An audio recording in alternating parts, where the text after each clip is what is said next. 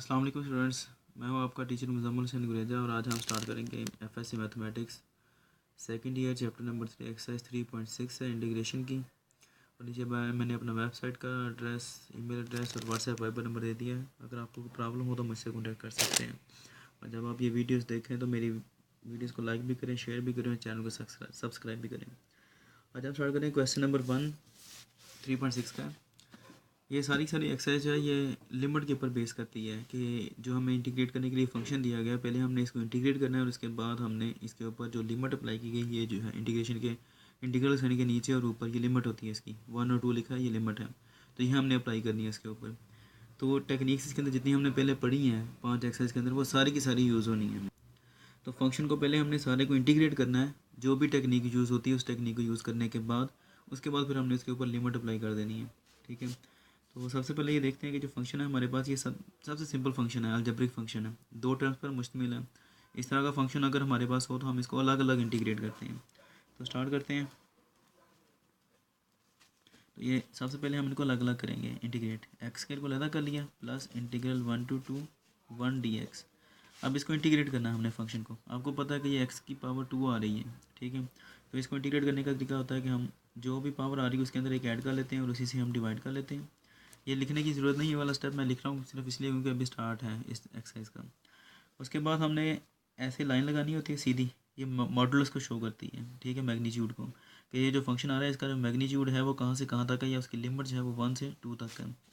Plus उसके बाद 1 का इंटीग्रल क्या आता है, एक्स आता है हमारे पास, इसको भी ऐसे लगाकर 1 to 2 ऐसे लिख दिया। और ज़्यादातर जो लिखा जाता है ये जो हमारे पास राइट साइड की लाइन आ रही होती है हम उसके ऊपर लिखते हैं, यहाँ पर नहीं लिखते हैं, ठीक है, ये याद रखनी है अपने बात।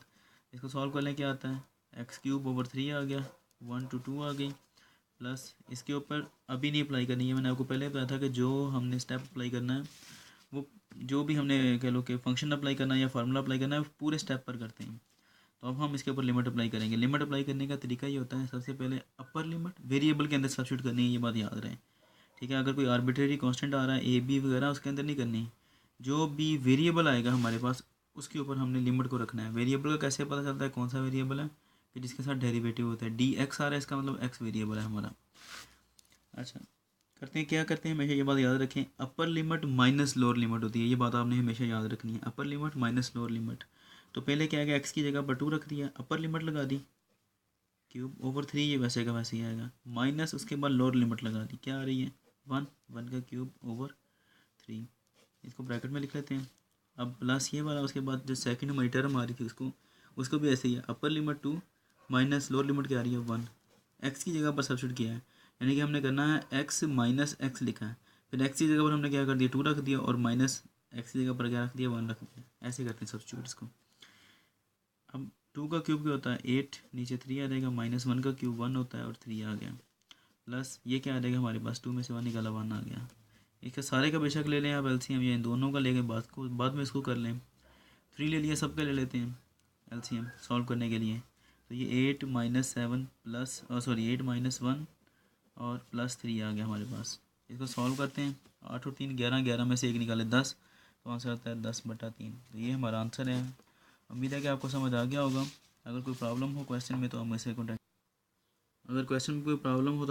कर सकते हैं। बाकी इंशाल्लाह नेक्स्ट वीडियो के साथ आपसे मिलता हूँ। तब तक के लिए अपना ख्याल रखें, मुझे दुआओं में याद रखें, मेरे चैनल को सब्सक्राइब करें, वीडियोज़ को लाइक और शेयर करें।